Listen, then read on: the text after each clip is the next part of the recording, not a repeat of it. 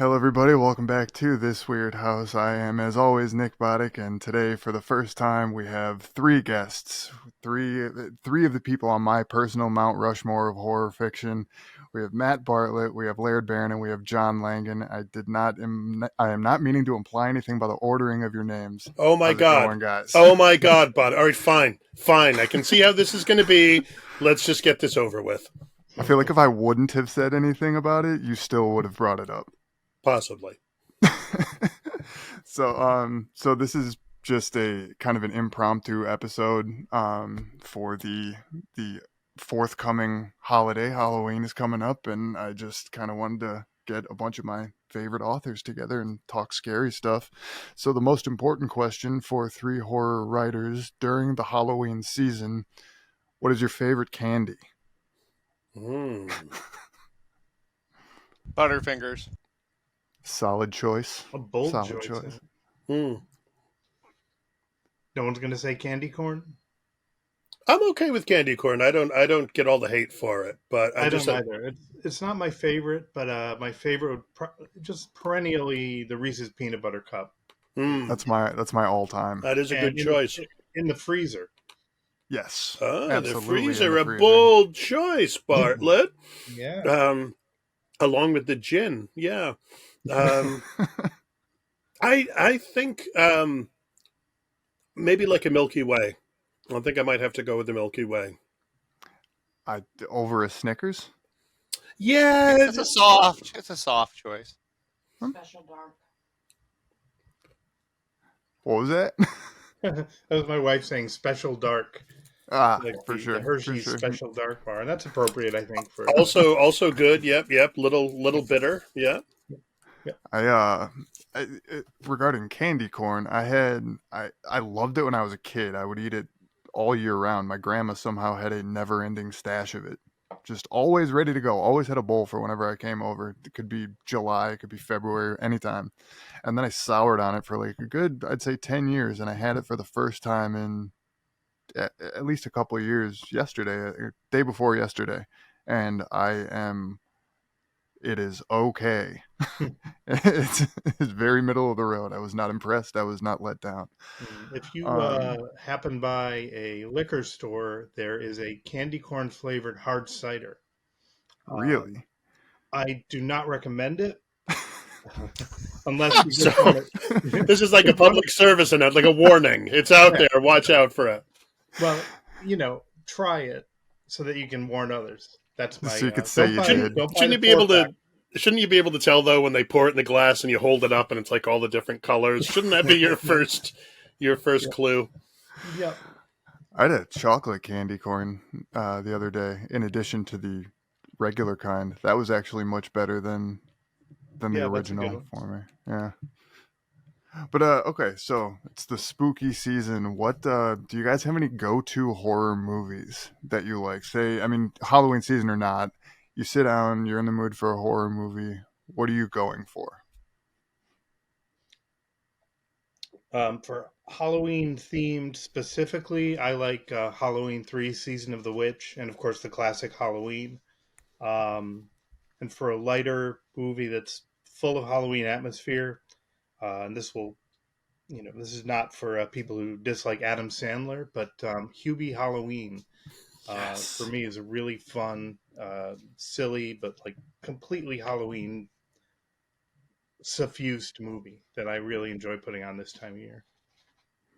Yeah, Hubie Halloween was a totally out of left field. I loved Adam Sandler growing up. My mom and I watched all his movies 100 times, and I hadn't watched any of his new stuff because I'd seen a few of his his dramatic stuff is incredible, but like his comedies hadn't really done anything for me. But I watched Hubie Halloween on a whim, and I absolutely loved it. It was much better than I expected it to be.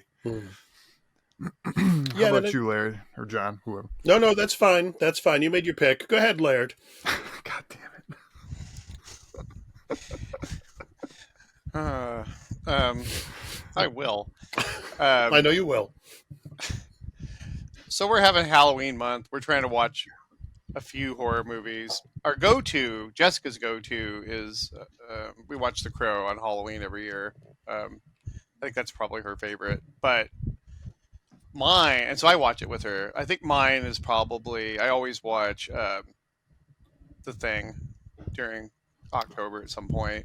Hell yeah. And if I miss that, so that's kind of my go-to. But if I miss out, if like for some reason I don't watch it in Halloween during the Halloween month, I'll watch it in like February when it's really cold, nasty outside. But yeah, The Crow. I mean, it's funny. We've been doing that for about 12. This will be the 12th time.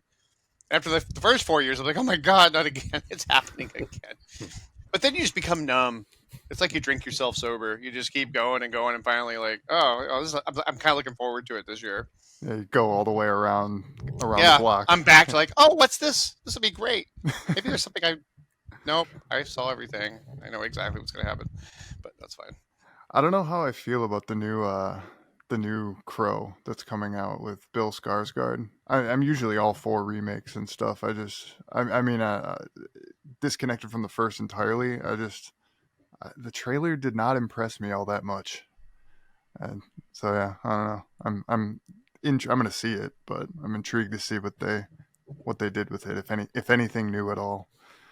How about you, John? Well, I have watched not only The Crow, but the sequels, the sort of City of Angels and whatever the other one was. So I probably will watch this new one, but like on streaming when it's free.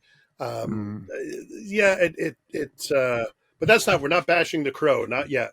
I think as far as Halloween movies go, Carnival of Souls, which is a black and white one from about 1960, about an hour and change long, that is just utterly bizarre.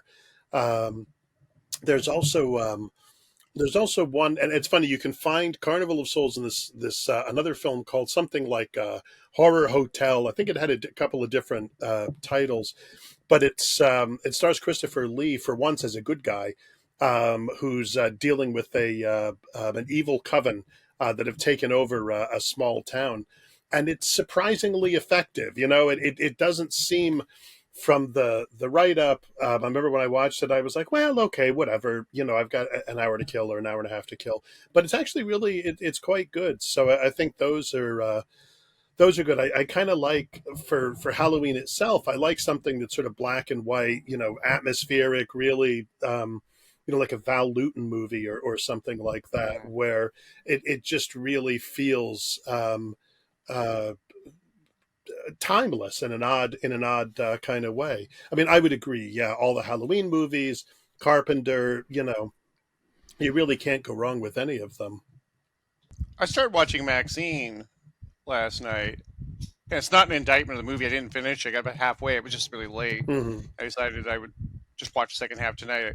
But that's actually pretty good. I'm actually like, I kind of like Ty West. I liked House of the Devil a whole lot. I Mhm. That's one of love my House favorites. of the House Devil. of the Devil, yeah.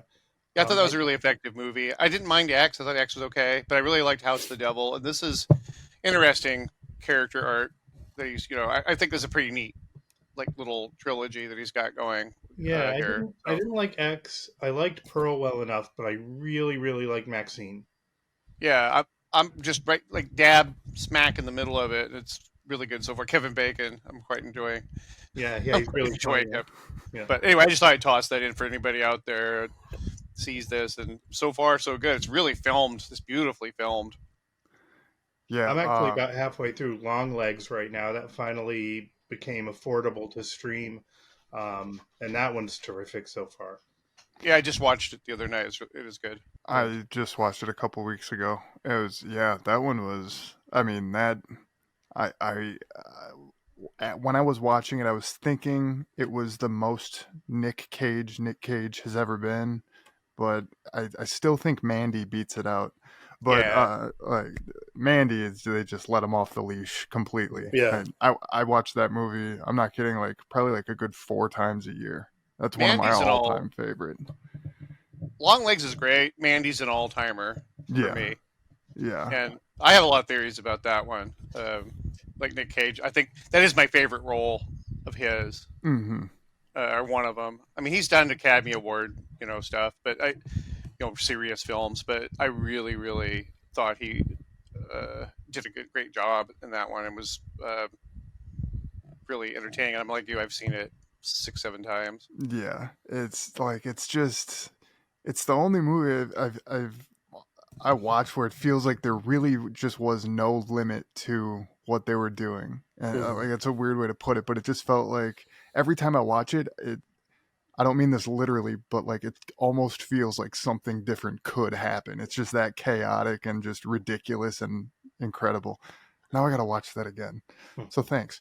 Yeah, that was. I mean, for what it's worth, I remember the first time I watched the Texas Chainsaw Massacre. That was how I felt with that movie.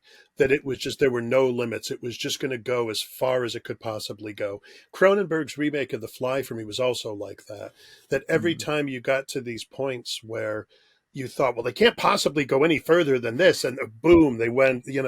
And there was something, and Mandy's like that too. There's something about these works of art where the director, the whole thing, right?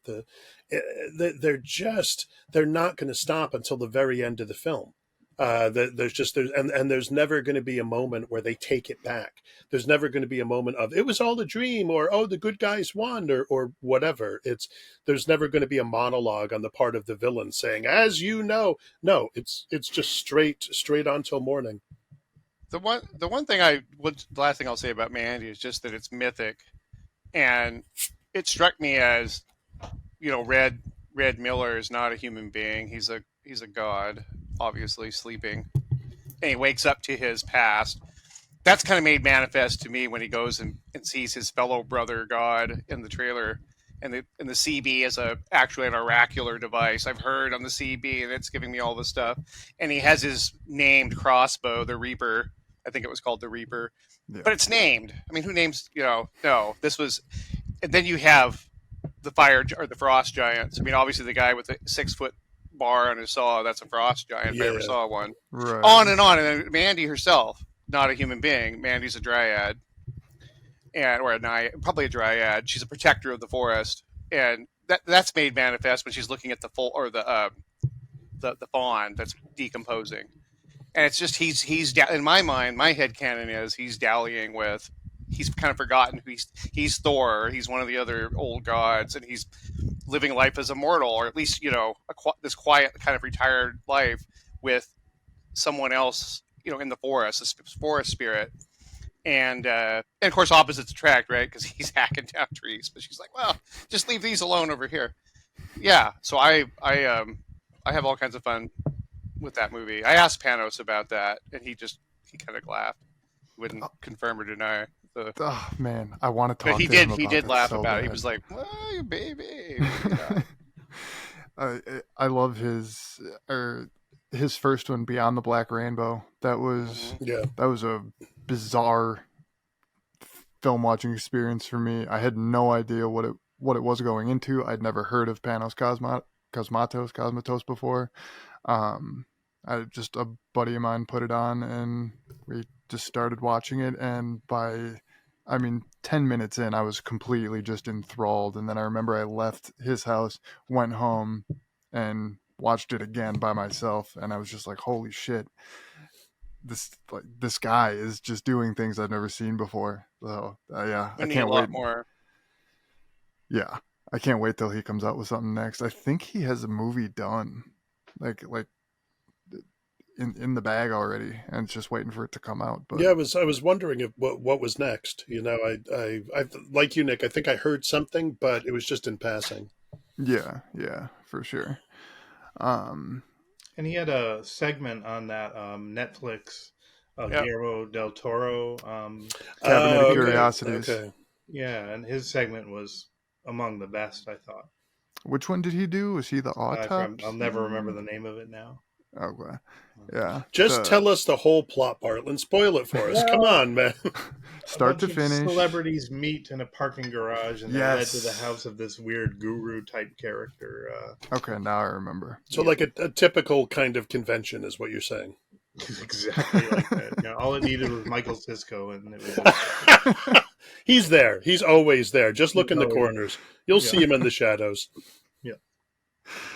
Yeah, the I loved Cabinet of Curiosities. Well, most of it. Dreams in the Witch House was disappointing to say the least, but I thought Pickman's model was done well enough that it made up for the travesty that was Dreams in the Witch House. Because that wasn't even a, it was Dreams in the Witch House in name only. Like, Right. it shared no plot similarities or anything, but it was cool to see them. And I know it's been done before, but just directly adapting Lovecraft's stories, which are obviously notoriously difficult to do direct adaptations of, and that's why you get so many things that are like Lovecraftian, but not just um, outright Lovecraft adaptations. Um, do you guys have any like particularly favorite Lovecraftian horror movies or shows you can point to? There was an adaptation by the I'm not going to remember. I think they're the HP Lovecraft Historical Society.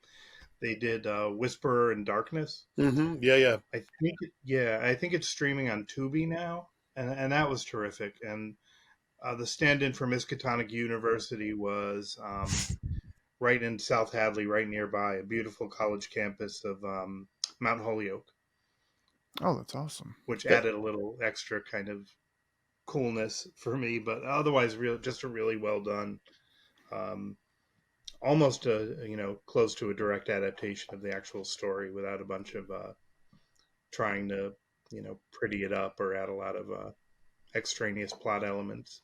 Yeah. they also did before that a shorter adaptation of the Call of Cthulhu, Yep. a Is it silent silent? film, and I think that's the bee's knees, man. I think that's just terrific. Yes. I think even that there's some sort of stop motion at the end that's a little cheesy, but it kind of fits. Like, of course Yeah. it would be cheesy because this is how it would have been done in 1927 or whatever when the film is supposed to have been made. So I think in terms of direct adaptations, those are yeah among the most interesting. I'd be curious to see what else they do. I don't know if the H.P. Lovecraft Historical Society. I don't know if they have other films uh, in the offing, but I hope they do because I'd like to see more from them. Yeah. Yep. Yeah. So yeah, I also, if I had to pick a direct adaptation, it would for sure be the Call of Cthulhu, the silent film. That was such a cool way of going about that. But That I don't think. there was also a film that I think it was called Cthulhu or titled Mm-hmm. Cthulhu, but it was actually an adaptation of The Shadow over Innsmouth, kind of. Yep. With And Tori Spelling. Tori Spelling's in it, yeah, yeah, and Yeah, it's pretty good. she also produced it. And Yep. it's about a guy returning home, and he's gone out. I think he's in the West Coast, maybe, but he's like Yeah, it's West Coast. well, is it, yeah, and he's gone out. I can't remember if he's an actor or what he is, but he comes back home and he doesn't fit in. And they have certain things they want him to do. You can imagine, um, and yeah, it was surprisingly effective. And it has a wonderful like sort of closing shot that just sort of opens up the movie in all kinds of really really wonderful ways. Huh. That's crazy. I don't think I've even heard of that one. Yeah, it's a good movie. It's like 2010 or something. Yeah, Oh. so It's a many. very good. Yeah, and so many of them are just you find them on Shutter or Tubi or whatever. They're these low budget without, and I don't mean that as a condemnation. I just mean that they're made for not the budget of a typical Hollywood blockbuster, and they're still able to do these amazing things. The only thing I'll say about it is they're almost always disappointing because I don't think it's hard to adapt Lovecraft. I just don't think that the stories lend themselves to cinema in the same way without adding a lot of stuff to them to make a movie experience. I mean, times have changed, but I predict it doesn't really matter who does it. Everybody's clamoring for Mountains of Madness. And they're going to be very, very sad when they get Mountains of Madness if it's a straight adaptation. It's not. It's just to me, it's not something that is particularly going to be interesting without overhauling it and adding characterization and stuff. Basically, a catalog. Having talked to a lot of producers and seeing how stuff gets made and what they look for when they deconstruct a manuscript and try to turn it into a movie, the Mountains of Madness. There's a reason why nobody's adapted it, because you literally cannot adapt Mountains of Madness for a feature-length film without turning it into something else. And Tom Cruise, everybody's like, "Damn it, Tom Cruise is going to do it." I'm like, "Yeah, it's going to be Mission Impossible, but in at the Mountains of Madness, and there's going to be Mission explosions." Impossible 9 at the Mountains of Yeah, Madness. I just, everybody wants the impossible, and I'm like, there's nothing, there's no, it won't be somebody like Panos could probably do it, or some nihilistic German director, somebody that, Werner, right, or Werner Herzog at the Mountains of Madness. sure, or Kurosawa, somebody, not the young Kurosawa, Yeah. like somebody that goes, no, we're going to do this mood piece, and they would do it right. They would follow the book. They would do their interpretation of it, but it'd be as close as they could get to the novella, and no one will fucking like it. I promise you. Everybody will go, "What is this?" I'm like, "It's the story." So I feel very sorry for everybody when they finally get this, because either it's going to be really true to the novella and they'll be disappointed, or it won't be and they'll be disappointed. That's my pessimistic. That's my guarantee, actually. Disappointment all around. Yeah, this is something. Just fucking forget it and move on to the next thing. The best Lovecraft is interpreted Lovecraft anyway, by stuff that's just Lovecraft adjacent. Yeah, I mean, you could make. There was actually a fascinating little thing that popped up on social media, where some guy was arguing to his mom. He was saying, "Oh, the Lego Movie is perfect cosmic horror." And she said, "What? How? Come on!" But he walked through it, and no, it's not going to frighten you, right? But in terms of as a way to understand how cosmic horror works, neither will Lovecraft. Yeah, well, as to understand how cosmic horror works, you have people who are living in this universe. Their universe makes sense to them. It's all these little Lego blocks and whatever. But then there are also these powers that they just cannot comprehend, that every now and again just swoop in and change things around. There are these artifacts, what is it, like a Q-tip or something like that make no sense to them, because they come from literally like a different sort of space-time and all this. It was quite entertaining, but I think that aside, I mean, I think you could make the argument, the original Alien. There's a lot of the feeling of the vastness and the vastness of the cosmos and the impersonality of the cosmos. The Thing, Event Horizon. I think. I love Event Horizon. I think that what a lot of these films do, though, like with Event Horizon, say, the actual horror, like what actually happens, is in a sense outside the film. What you're just seeing is the effect of it. So that the characters have this encounter with something unimaginable, and it just drives them nuts, and then they're here to share the madness with you. With Alien, in a sense, the original Alien, this is for as frightening as the alien, the xenomorph itself is, in a sense, I think where the real sort of cosmic horror / wonder lies is in the space jockey, and in that massive ship before Ridley Scott lost his mind and decided to tell us what it was. But initially, when you just see this vast alien creature, fossilized creature in this vast alien ship, and there are all these, you don't even know if the eggs in that ship are like, if they belong on that ship, or if they're from the surrounding environment and they've just kind of moved into that ship. So there's this whole there's this whole universe that's suggested, and it is not a pleasant place. Not at all. That's a good. I mean, that's true. All that's true. That's what I've kind of thought about that as well. The implications of the wider cosmos were what really, for me, really drove the picture. Well, I was listening. The claustrophobia of being trapped on the ship. Like I was telling Jessica the other day that, if you have a small group of people on a small boat and there's a tiger loose with them, so someplace where you can't get away, and you turn loose a tiger, and what are you going to do about it? It weighs 800 pounds. You have a stick. Like, all right, I'm going to bite him off with a spatula. So the bottom line is the real horror was this juxtaposition of, they're intimate, they're stuck together, this little tiny environment.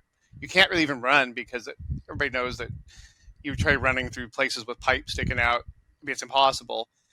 And yet the backdrop is the space jockey and this wider universe, and all of this is just this little tiny this little speck of activity. Well, But I was listening to an interview. I think it was with Johnny Compton, who's a really interesting newer writer, and he was talking about the movie, and he said, one of the things he noticed many watchings through the film was that the workers, as it were, because it is basically just a work crew. It's like you and all the people you work with, right? Your little office, whatever cubicle, whatever.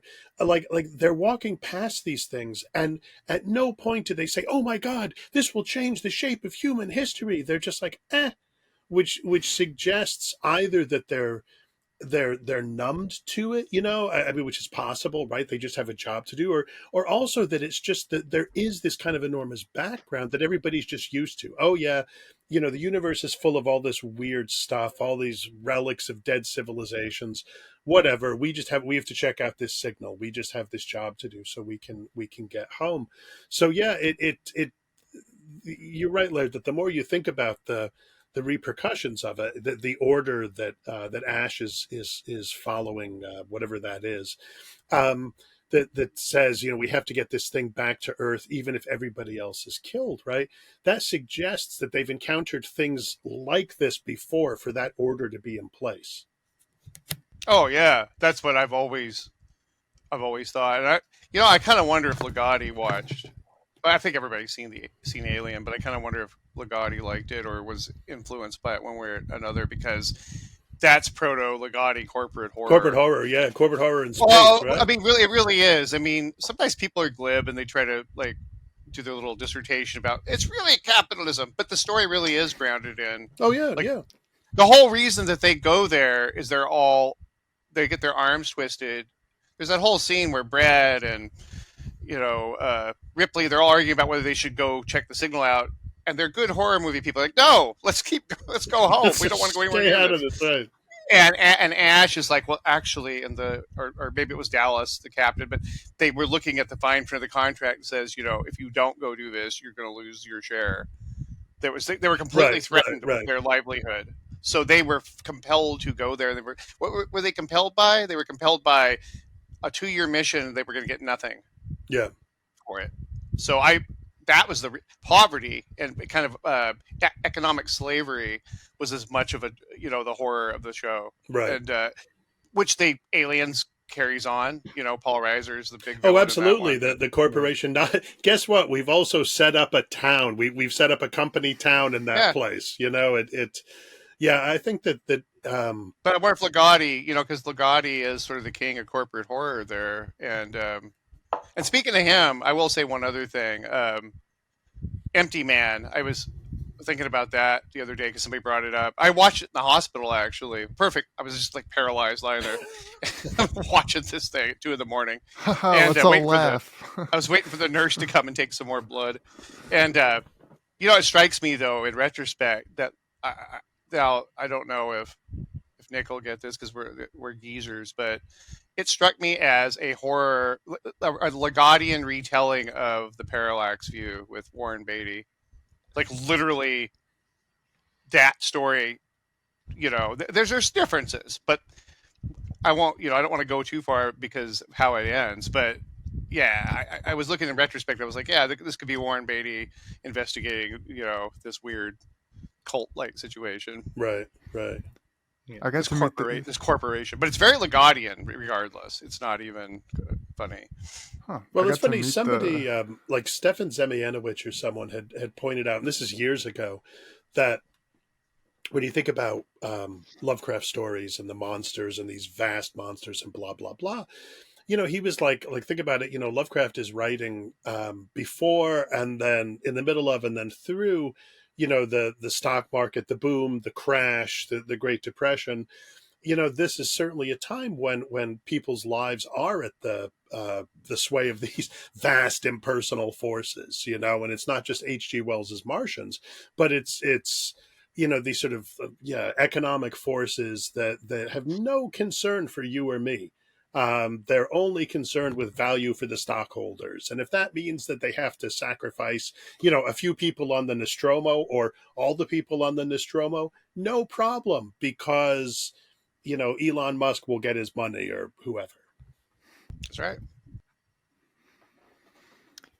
Yeah, I've been meaning to do a rewatch of the Alien franchise again. There's so many now, which is cool, mostly. Um, but so I have uh, I'm blanking on one. So my all-time favorite Lovecraftian horror film is it's called The Endless. I'm Oh not sure yeah, if you're yeah, yeah. familiar with Sure, it. sure. Excellent. Justin Benson and Aaron Moorhead. Yeah, That yeah, yeah. is Yeah. that to me, in my opinion, is like a perfect Lovecraftian story that's not based on anything directly of his. Um, What was the one they made before that, Nick? What was the Oh, uh Resolution. was it Resolution. If you don't Resolution? watch, yeah, you don't get nearly as much out of the Endless if you don't. Resolution. It's not necessary because they got really Hollywood by the time they got to Endless, but Resolution is my favorite of the Well, I of just think the that those two go of the together in group. such a cool way because Well, they Resolution, we see them again yeah. in the Mm-hmm. Endless. You And I know. yeah, the hadn't Endless is even a sequel. We known. don't see them; they're gone. But yeah, we. Oh, yeah, I see what you're saying. Yeah, Yeah, yeah. they're at that place. They're trapped. But yeah, Yeah. because it's a sequel to the. And then you had the Spring in the middle, which I didn't enjoy as much, I but actually not because it really, wasn't a great. I thought it was a great movie. I just didn't believe it. But the other two I really loved. yeah, I like Spring. Even the new one, Something in the Dirt, I thought I haven't seen that. was It was good. Loved interesting. it. Yeah, yeah. Those They're really guys. they're great. Yeah, They're Yeah. great. I think they're Yeah, hitting the cosmic thing. I think it's good. It's good that you mentioned them, Nick. I think that they're really persistently hitting that kind of cosmic thing in different ways. I mean, yeah, what I like in Resolution, right, is that you realize that these guys are living out, they're playing out what seems to be this, I'm going to kidnap my friend and I'm going to hold him in this place until he gets clean, right? Yep. And then it's like there's something else that's watching this that's like, this is interesting. Let me just see what happens if like, what if we play it out this way? What if we play it out that way? And there's, it's one of those movies that I think the more you think about it afterwards, and have conversations with your dorm buddies about it at 3 in the morning when you're all drunk and you're like, listen, man, like it's the kind of movie that really just grows in your mind. yeah, Yeah, I was really stunned how good the. I mean, obviously the Endless is sort of a culmination at that point of their. They have more money. They're pros by this point. They're polished. But I really Resolution is a genius, and it goes back to why I think that Lovecraft adjacent stuff is almost always better than direct adaptations because lots of people can do cosmic horror, but in other words, Lovecraft did cosmic horror, but he can't write. He couldn't write human characters really very effectively, and certainly not relationships. They're just a flat affect character that goes and has terrible things happen to him. Sometimes in the omniscient, but Moorhead, they they get relationships. I mean, that's what made Endless and Resolution so powerful is that I was invested in him trying to help his friend, his Yeah, buddy. yeah, yeah, Absolutely invested in it. I'm going, I knew people like this in Alaska. We've all known people like this. And it was very relatable. yeah. They're really good at that. All their films, well, the four I've seen, I guess they all seem to rely on that, right? That there's some central relationship, and that becomes Yes. the kind of lens through which the cosmic stuff is focused. And it's relatable people. Yeah, You don't have to necessarily sympathize with them, but you understand kind of where they're coming from, whether you agree with it or not. You get it, yeah, and I think that's the secret to why they're. And then bad things happen, and you are really sucked into it. yeah, yeah. yeah. Those guys are really killing it right now. They're on the Disney machine now. They've done episodes of a bunch of different Marvel shows, and like it's so cool That's seeing right. that. Moon Knight, right? I think Mm-hmm. they directed some, Hmm. and Yeah. maybe the second season of Loki as well. Yeah, yeah. Yep. And I have to help a cat with something. I'll be right back. yeah, yeah. And yeah, they also have a bunch of episodes of the upcoming Daredevil series that's Oh coming out wow. with Okay, the good for them. return. Yeah, yeah. So they're I want to get I want to get them on this show so bad. I have so many questions about like the Endless in particular, but their whole filmography that I I want to talk to them Well, about. I think, but one of the things the Endless gets is, you remember there's a scene where they're wandering through that sort of vista, and there's all those weird sculptures just receding into the distance.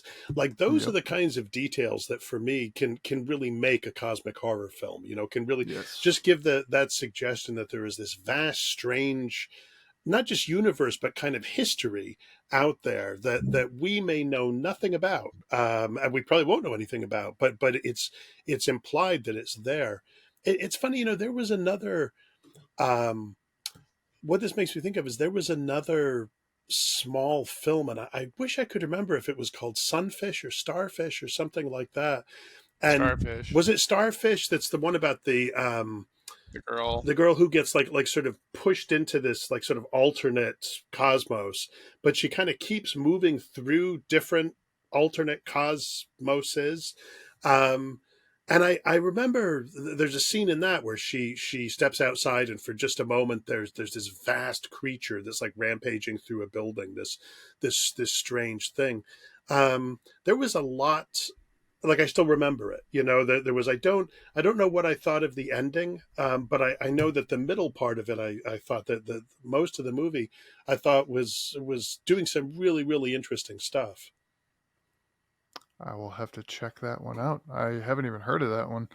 Yeah, me neither. Put that on my list. Yeah, I can't Yeah. remember. I don't know if Laird told me about it or if I just sort of ran across it online or something. But It was about 5 years ago now. yeah, It was right before COVID, or right when COVID started. It was, it's within recent memory, yeah. and it got a small release. It's an independent, but yeah. Yeah. So, Lovecraftian or otherwise, I guess it'd be sort of difficult to do in a Lovecraftian, maybe. Who are your guys' favorite horror villains? Be it, let's stick with movies for now.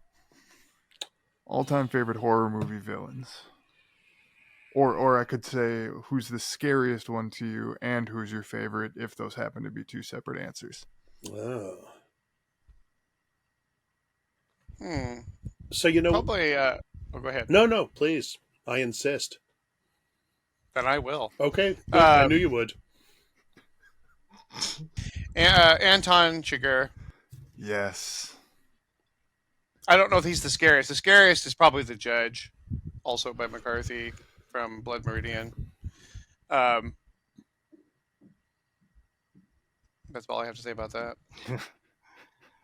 I just this afternoon, actually, I was watching a video on John Glanton and the Glanton gang, and you know all the people who throughout, historians and stuff, who have tried figuring out if the judge was real, if Judge Holden was indeed a real person, and if so, who exactly he was. And like, just the way that and I know a lot of his book is considered, I guess, fiction, whatever you want to call it. Samuel Chamberlain, his memoirs, I think, is what they are, and it's where he describes Judge Holden and where McCarthy got his own description of him, basically. And like, he's written as though he is the actual devil, like in this, what this guy purports to be his true accountings of his experiences in the wars, and um just, his life or whatever. Knowing this guy, he writes, everybody else in his whole thing is written as like, oh, this guy was terrible, he killed a whole bunch of people in this village and didn't think twice about it, and this guy here, he would steal money from the baby or whatever. And but then he, right in the middle of all this, he writes about this Judge Holden, who is, 6'5", moves as gracefully as, anybody he's ever seen, and he, just all these crazy characteristics. Like, he writes him like he's the actual devil. It's terrifying. I agree. I think Judge Holden is probably the scariest villain in all of fiction for me. Mm. That was a That's long-winded way of saying that. it's funny, when I was a kid, Frankenstein's monster freaked me out, and I honestly, thought I was long past that. But a few years ago, I watched a movie that was called something like the Frankenstein tapes, and it was a sort of a found footage film about these a guy who discovers that, oh, my great great grandfather was Dr. Frankenstein, and he fled and he came to Canada. I believe this was a Canadian film, and he continued his work up here in the mountains. And so, of course, they go up into the mountains, the Canadian Rockies, I guess. And there is, the monster is up there. But there was, and there was a scene. You never actually see the monster really, but there's a scene where they're out in a kind of a broad meadow that has all these little trees in it, and the monster is behind one of those trees, and the trees are shaking, and the monster is just howling. And holy cow, was I scared! So there's a way in which I think that what that vision of the monster represents, not Shelley's articulate, tortured soul, but this thing that is just this massive rage, this giant massive rage. I still find that really really frightening. It's tempting to say, oh, Hannibal Lecter, and maybe as Lecter was maybe played by Anthony Hopkins in Silence of the Lambs, there might be an argument to be made there. But even then, he teeters on the brink of being a kind of romantic anti-hero. In the same way, I mean, excuse me, Mads Mikkelsen is in the Lecter, the brilliant Hannibal show. So I think in terms of like actual characters, um, I'm not sure who I would pick. So many of the great monsters seem inarticulate. The ones who are articulate, Freddy Krueger, right? I mean, how long does it take for Freddy to devolve into puns? I mean, even in the first movie, right? It's right there. It's like, yes, he was a child murderer, but he's so funny. Uh, I think it just occurred to me that I think my favorite are Roman and Minnie Castevet in Rosemary's Baby. mm, The seemingly slightly annoying elderly couple that take an interest in Rosemary's pregnancy, and by the end, hail Satan in the living room. right. And, just such a depiction of almost these kind of banal people who turn into these absolute creeps with designs on Rosemary to give birth to the Antichrist. I Yeah, like Hail Satan in the living room is like the title to something. For sure, it is. That's a good choice. Yeah. I think that's underrated. Yeah, that's a good answer. I will toss one other that is about underrated that I don't think would think of this individual as a villain, but actually scared Jessica. I'll toss him because it bothered Jessica M. It still does to this day. Deus Ex Machina, the Garland movie from a few years ago. The android is absolutely, utterly terrifying. We're just insects to the. I don't know if you guys have watched Yeah, that. yeah. No, I should. But spoilers, massive spoilers. But essentially, she tries to seduce and play upon the sympathies, and is, I'm a thinking machine, and I do, it shouldn't be possible, but I'm feeling emotions and blah blah blah. But the second she gets it, see that right there. The second it is free, and that guy's going to die in that house. He's going to starve to death over months, probably, out loose in the world, and all of humanity is simply a specimen to be dissected. And yet there's no ha ha ha. There's nothing like that. It's just Right. alien. That creature is alien, and yet has just enough semblance of humanity to ascribe motivation to it. That I saw her point of view. That's a terrifying. Right. That's a really effective. And I don't think most people think of the android as a villain because it doesn't go around murdering lots of people or anything.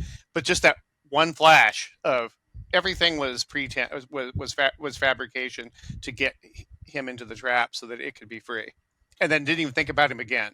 Do you think that it will never think about it will never think about him again. Like when I think about recent horror films, I mean, who are like even just the memorable villains, like Jigsaw, I guess, from the Saw movies, and Art the Clown from Terrifier. Okay, I haven't caught up on the Terrifier movies, but I I kind of think about like who are the big villains at the moment, you know, and in the sense even of like villains as characters. I mean, Michael Myers and Jason, I mean, I get that they're characters, but they're inarticulate, you know, and that's part of what makes them frightening, right? Is they're just relentless, these relentless killing machines.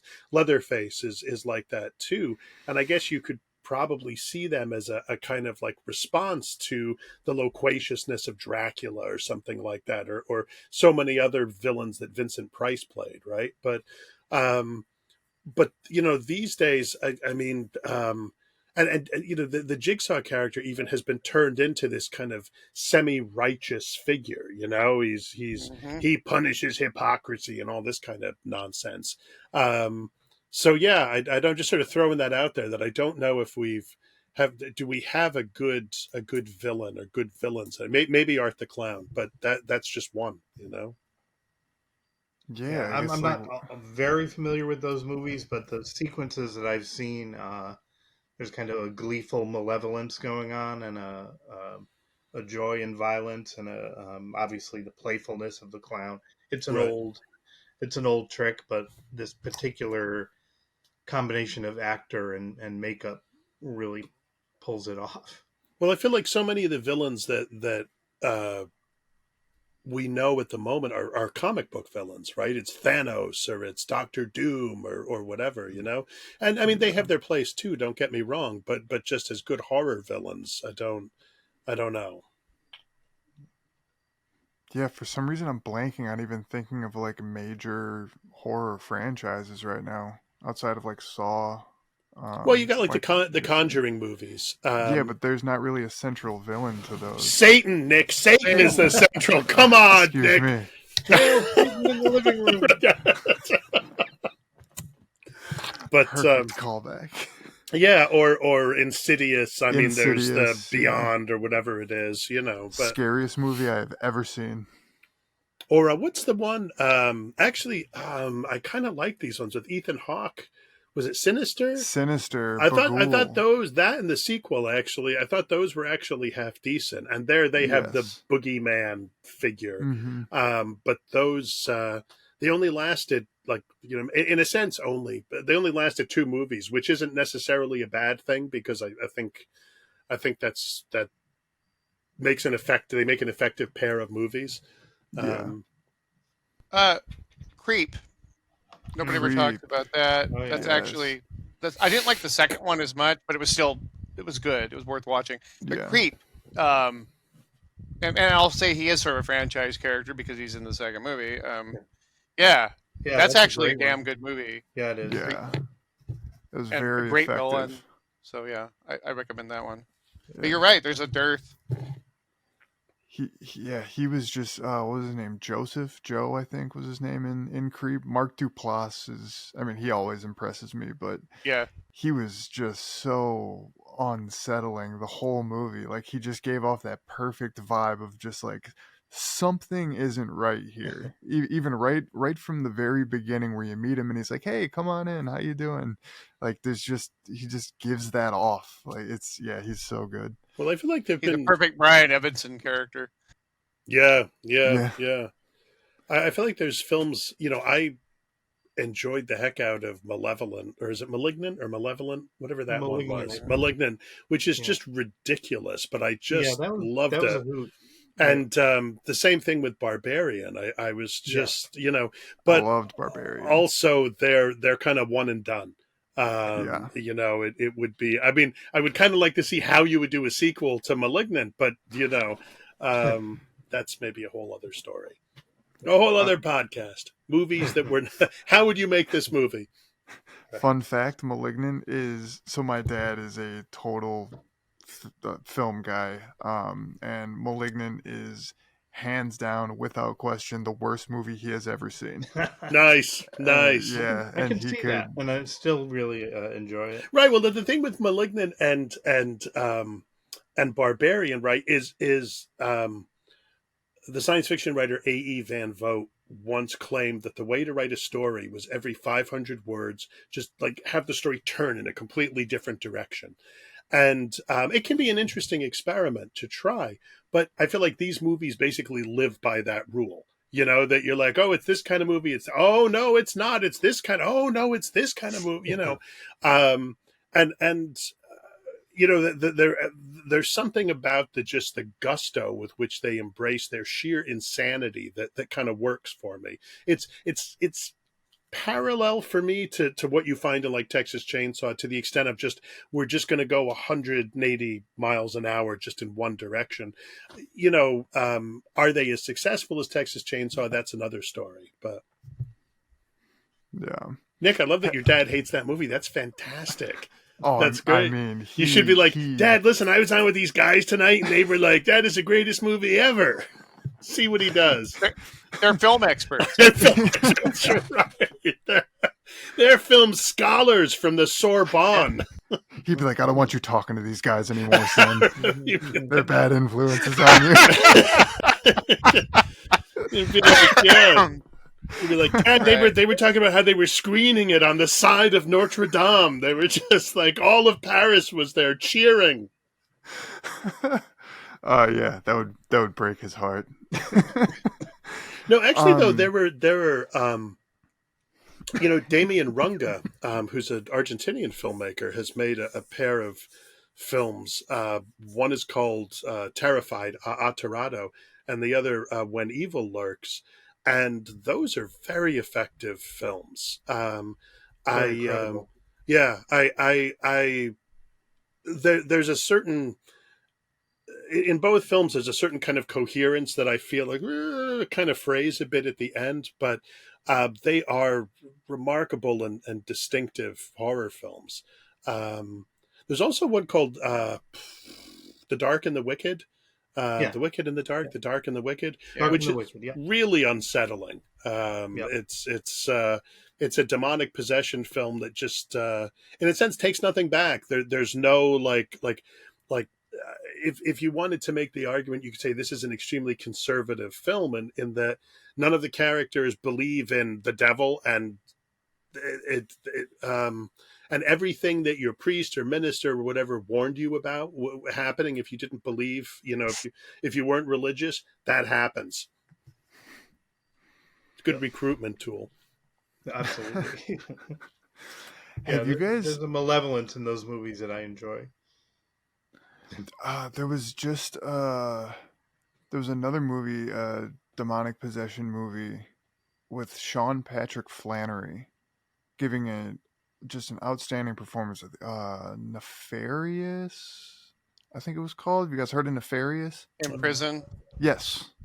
Oh Yeah. yeah, I saw that one. the I death was- row. The That's death row yeah, movie. yeah, very, very sort of Orthodox Catholic, or you know, I would say Catholic. Really, it's Yeah. that's one you could absolutely show in your religion class. Right. Yeah. No, I like that one a lot. But no, I wanted to bring up a movie. Of course, I'm gonna blank on the name. It was directed by Bobcat Goldthwait. The Willow Creek. the Sasquatch Bigfoot one. Yeah. I like that Yeah. one. That's That movie had maybe the most effective third act, from the start of the third act to the end credits, I've ever seen in a movie. It is two people essentially in a tent for it's like 20 minutes or something, like it's a very long time. yeah. I found that film. I found that film very effective for the same reason I found the Frankenstein thing effective. You know, this sort of Mhm. big roaring monster that's outside and coming to get you. Yeah, and I just we were talking about just all these movies, and yeah, that's one that has stuck with me since I watched it. I haven't seen it. I've only seen the movie I think twice, and just both. I remember being even more impressed with it the second time I saw it. That was such a cool way to go about that, because I feel like, especially with something like Sasquatch, showing it could ruin the mystique surrounding it. Um, just, unless you just straight up drop the wait. I was about Patterson Gimlin. I was about to say the Zapruder film. I don't think that's the Sasquatch one. Isn't Is it this a though? pruder of him? Isn't it though? Wasn't it actually Sasquatch who was there on the grassy knoll that On day? the grassy knoll. Yeah. Yeah. Yeah, Sasquatch was the grassy knoll. Sasquatch was the grassy knoll, right? And baby Sasquatch, no, Moo Dang was on top of it with the gun. Um, and I had this thought before. Another vaguely Lovecraftian movie, or maybe it's not so vague, but Cube. You guys familiar with Cube? Yeah, I saw Cube in the theater actually. Yeah. I thought a long time ago, probably on VHS. They all Yeah. got what they got. Yeah. That's what you get for getting into the goddamn Cube. I mean, did they have a choice? I don't. Oh, I you don't- They had to do something. They had to do something to be there. That's a fair point. That What is a fair about point.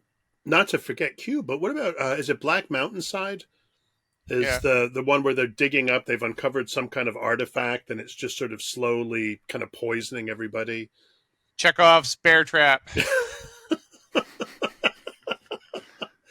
That's Yes, yes. Now you went with it. Yeah, Black Mountainside? I don't yeah. know I that one. think it's Black Mountain. It might just be or Black. No, it's Black Black Mountainside. Mountainside. You Yeah, have yeah, it. yeah. And it leans. I thought it leaned way too heavily on some much large, famous movies, but it did enough to separate. That it turned it more into homage than ripping off. Right, right. And yeah, and where it goes is pretty. It warmed my cold heart. Kind of where it went. I was like, yeah, good. I don't root for people in horror movies. I'm like, get them all. You missed one. She's hiding under the stairs, dude. There's a kid in the crib over there. Did you hear? Oh, it's gonna cry. There you go. It's right over there. I love it. Ruthless. Yeah, get them all. Get them all. That's not a horror movie unless they all get got. That's why I like Halloween 3. Put the masks on and then just bugs and snakes pop out of their skulls. Yes. And I like to think it at the end that it worked. It was successful.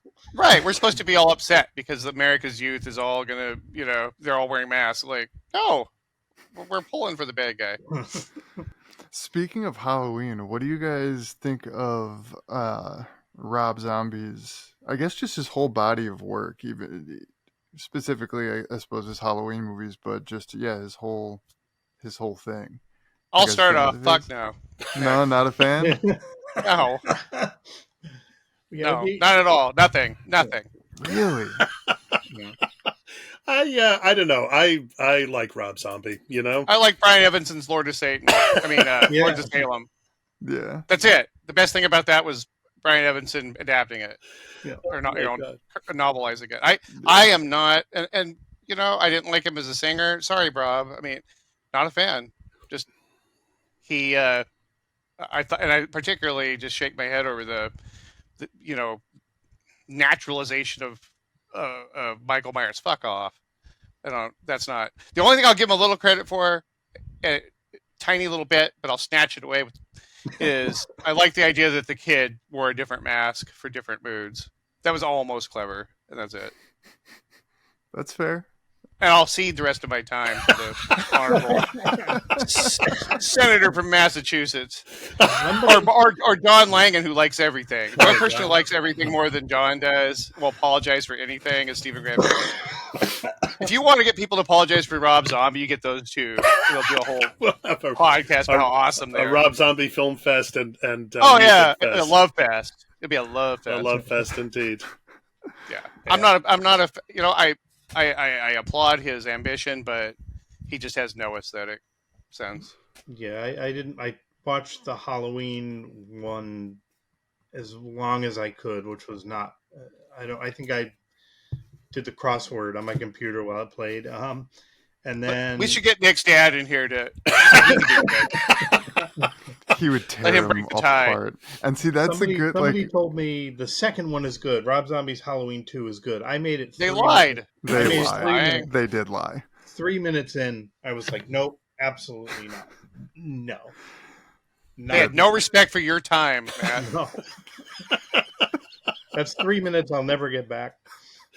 At the end of your life, you'll be dying there thinking, Rob Zombie. Damn you, zombie! For the And he took it from the good end. Yeah, no, that's one of the But biggest. Nick, it's fine if you liked it. We're not judging. I'm not. Oh no, He I is. unabashedly. He's totally judging. No, I'm you. not. I feel it. I feel the judgment. It's You fine. should feel the judgment. Yeah, it's just like No. your dad, only it's Laird Barron.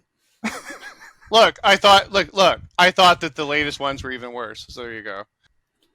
That's fair. That's fair. No, And I'm not a purist. I just think they all lost. They didn't. To me, they didn't do anything interesting. Lost And I'm very flow, yeah. sympathetic to. I'm very, I'm spacing on her, Jamie Lee Curtis. I'm Yeah. extremely sympathetic to her coming back as an aged Strode, but it just no. Didn't work for you. Yeah. No. Not even a little. I'm just like I sighed. Yeah. Was it? I'm much more in John's camp. And that's the biggest difference between my dad and I is my dad is Your dad has taste. I think probably. I think he'd be the first to admit he's overly critical about movies and forgets sometimes that, movies are made to be enjoyed. And he's just hypercritical. Whereas He's like, but how can you enjoy this? Right. he I doesn't? like garbage too. I just Yeah, not all right. And he does too. I'm not trying to like criticize his. I don't want to get. He's going to tear down I that see. screen. He's gonna come right through that screen. He's gonna knock over the screen. His giant gloved hands closing around your neck like some giallo flick, dragging you backwards. Yeah, but no, I This like interview's everything. over. This podcast is done. You're never talking to these guys again. Next week, it's all Bergman all the time. Nick's screen goes black.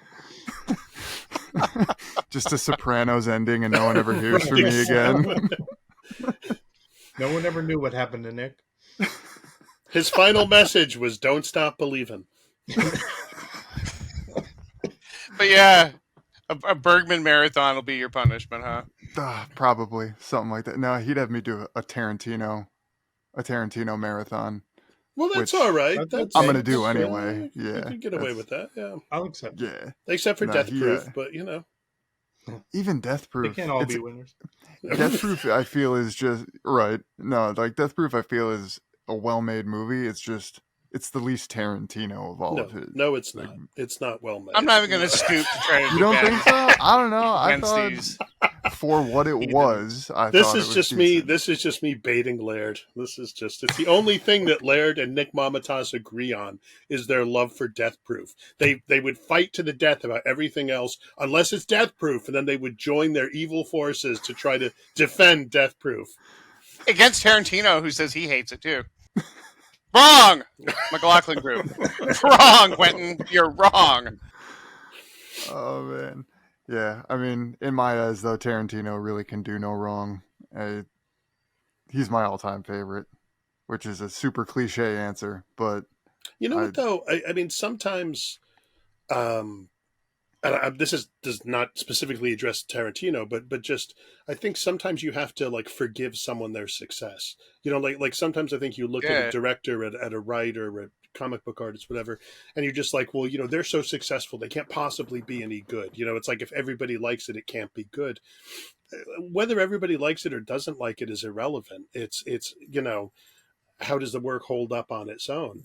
And so, yeah, sometimes that means that you look at someone like Tarantino and he works for you and you think what he's doing has aesthetic merit. Good. That's all that matters. And you're right. He is one of the greats. Yeah. No, and I think Once Upon a Time in Hollywood broke my frickin' heart, man.